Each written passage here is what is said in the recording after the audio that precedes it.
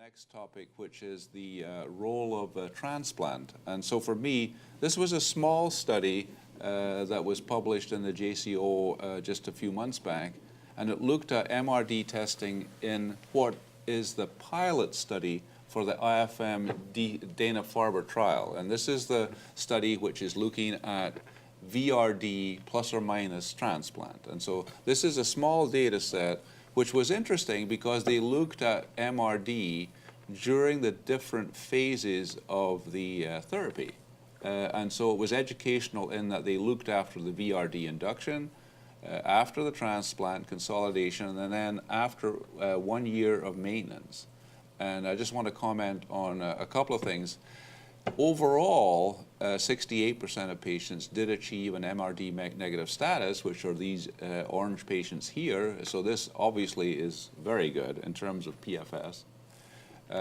Another interesting point was that of that 68%, 14% of the patients achieved their maximum, their MRD negative, during that maintenance phase, actually. So that there was a reduction of about 15–20% with the transplant. But then there was also a further reduction in that last phase during the maintenance phase. So I think that my sense is that we can start to be looking at the use of MRD to analyze the impact of these different treatment phases. But my question is, even although we can see there's an impact from transplant, and while we're waiting for the randomized trial results, how do you guys view single transplant? Are you still offering it to your patients in just the same way as we have, or are you modifying that because we have better inductions? So are you trying to lead the witness here by saying yes or yes? Right. That's a subtle message. Which one are you saying yes to? Yeah, exactly. Am I right or am I right?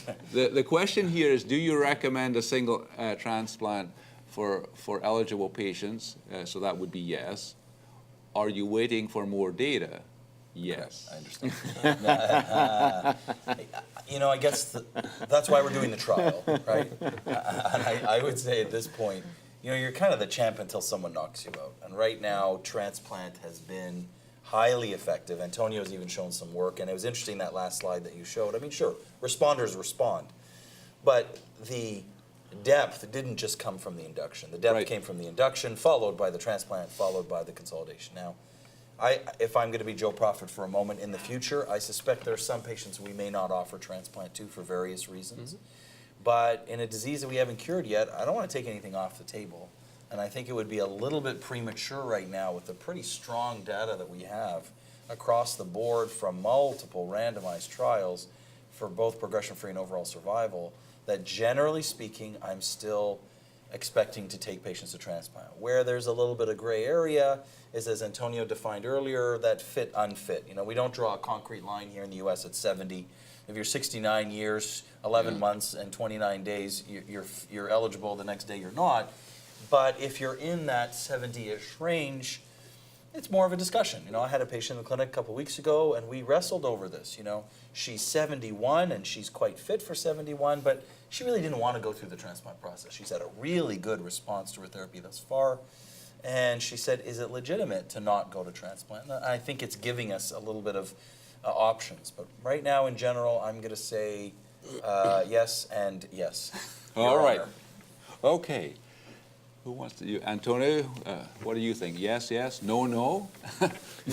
I would say yes, yes, yes, yes.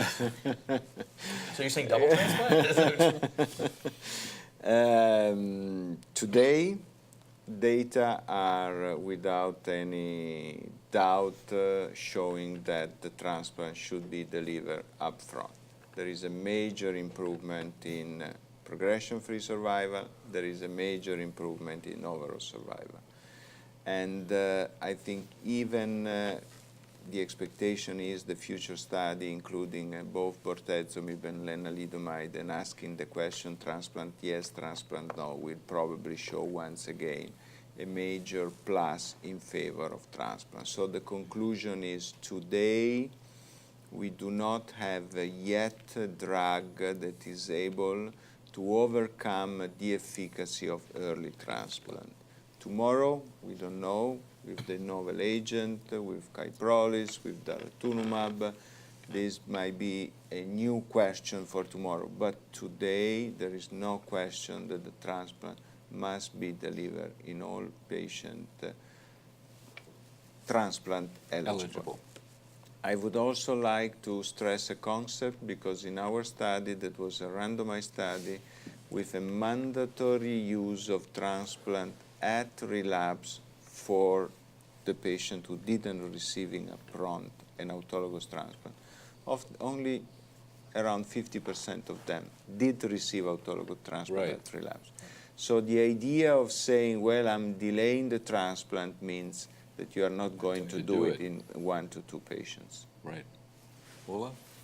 Well, I think this is certainly one of the hot topics in myeloma. What is the right way to go when you have these new drugs that are effective, non-intense?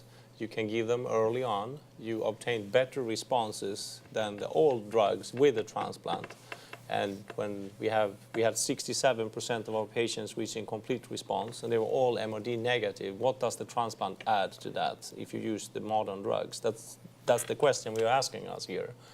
So we don't know the answer to that question. The studies are ongoing, so there is no formal evidence that we can rely on to answer the question. So we can only look at the data that's preliminary, and we can hypothesize and speculate. I think for right now, if you're using the drugs that are commonly used, I think still the transplant is standard. But if we look in the United States, in the Central International Registry for Autologous Bone Marrow Transplant, out of all patients that are eligible in America in 2014, 25% decide to not do an autologous stem cell up front. Correct. And that tells you something. I think if you look years back, 5-10 years back, that number was much smaller.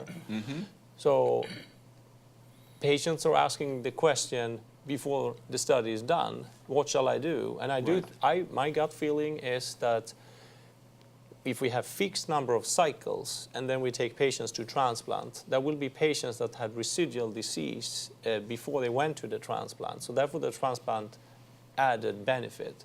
But if we had monitored patients more closely with these MRD tools and used the modern drugs and not been focusing on a predefined number of cycles, but rather looked at the response, it's possible that an individualized number of cycles would be equivalent to a fixed number followed by a transplant. So I think those studies, we should start thinking about the more dynamic study design where we can see if we don't have to add the toxicity of the transplant. So are you saying no and yes then? Well, I'm not Dr. No, but I think I say probably yes and yes. Can I say that? Okay, so I do recommend it for some patients, but I also await more data. All right. If I can just add one comment, Brian, I think Ola actually raises a really good point. You know, I don't want to sound like we're all old here, but in the old days, you know, we used 4 cycles of induction. Mostly because when we were using VAD, you know, vincristine, adriamycin, and dexamethasone, we didn't want to use more than 4 cycles of adriamycin because of the potential cardiac toxicity. Now, it's nice that a lot of our studies do 4 cycles before transplant for commonality, but I completely agree with Ola. Why are we so restricted to 4? You know, that 25% of patients, I suspect a number of them are the ones who are saying, you know, look, doc, this is a really productive time in my life. I'm running this business or in my job. Is there a way? And I agree with Antonio. In general, we wouldn't do that. But in an individual case where it's really going to impact their quality of life and their whole life situation, we have some reasonable evidence that it's appropriate to consider delaying it. Or at least, you know, I saw a very young patient this week, and he was explaining to me his circumstances with his job, and he said, is it okay, doc, if we do 6 cycles of induction and then the transplant? Because those extra 2 cycles will allow me to work through those 2. And I don't think we're bound anymore by 4 cycles. Whether or not, as you said, enough of those cycles will eliminate the need of transplant, we don't know yet. We don't know. But at least it's giving us more flexibility in the choice and the number of cycles. When we treated patients with 8 cycles of Kyprolis, Revlimid, dexamethasone, without the transplant, followed by maintenance, we had 67% of patients reaching a complete response in the absence of transplant. But coming back to your point here, it's Very similar to 68%. Exactly. So how long did it take to reach the complete response? The average was 6 There you cycles. go. So 4 may not be. 4 6 is is probably, the new 4. I think 6 is the new 4. All right, so I will only make a very short comment. We make a sub-analysis of a patient achieving a CR and receiving autologous transplantation or conventional treatment. Autologous do much better than conventional treatment, even if you evaluate a subgroup of patients already in CR.